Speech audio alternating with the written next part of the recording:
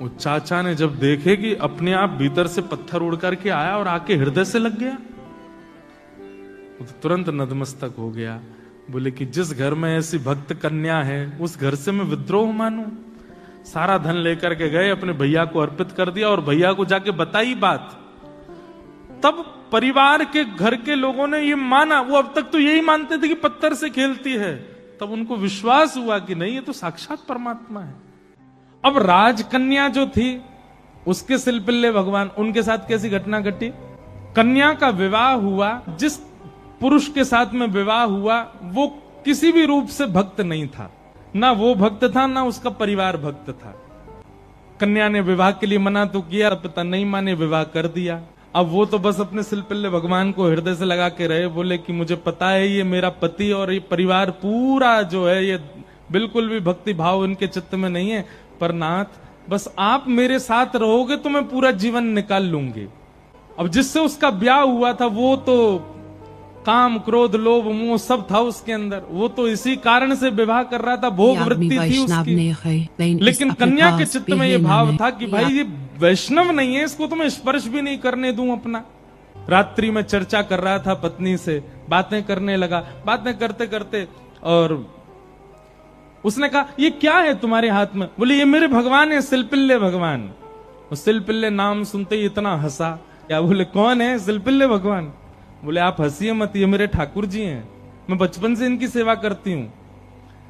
अच्छा ठीक है, रखो इनको अपने पास। लेकिन वो उनको दूर करना चाह रहा था, बार बार लेकर के हटाना चाह रहा था। और वो राजकन्या कस के पकड़े, बोले नहीं आप इनको मुझसे दूर मत करो, ये मेरे प्राण है, ये अगर दूर हुए तो मैं प्राण त्याग दूंगी।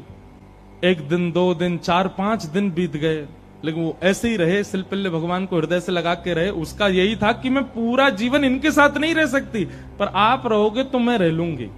एक दिन उस राजकुमार को क्रोध आया और उसने जब हट पूर्वक हाथ हटाए और वो सिलपिल्ले भगवान को खींच करके और बाहर एक सरोवर था, सरोवर में फेंक दिया।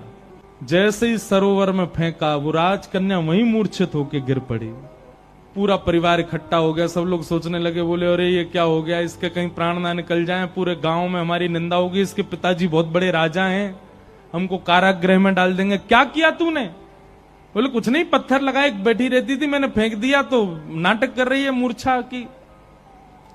खूब प्रयास किया लेकिन होश में नहीं आई। जैसे तैसे होश में आई, उठते ही मेरे सिलपिल्ले कहां हैं, मेरे सिलपिल्ले कहां हैं। गोताखोरों ने जाकर के पूरा सरोवर ढूंढ लिया लेकिन ठाकुर जी नहीं मिले। अंत तो गत्वा वही सरोवर के किनारे हट गई और रुदन करते हुए बोली, हे मेरे सिलपिल्ले नाथ, यदि मैंने वास्तव में बाल्यकाल से आपको अपना प्रियतम मान करके भेजा हो, आपकी निष्ठा से सेवा की हो, तो आप कृपा करके मेरे पास आ जाना। और यदि आप मेरे पास नहीं आए तो मैं एक क्षण और चिंतन नहीं करूंगी, तुरंत अपने प्राणों का परित्याग कर दूंगी। उसका पूरा परिवार खड़े होकर के देख रहा था। जैसे ही उसने कहा कि हे नाथ, यदि आप नहीं आए तो मैं प्राण त्याग दूंगी, ये बात कहते ही हाँ नाथ, हाँ नाथ, हाँ नाथ करुण क्रंदन करने लगी। तुरंत सरोवर में से अपने आप सिलपिल्ले भगवान निकल करके आए और उसकी छाती से आकर के लग गए। और ये दृश्य देख करके परिवार पूरा जो था वो तो नतमस्तक हो गया। सब देखते रह गए भाव।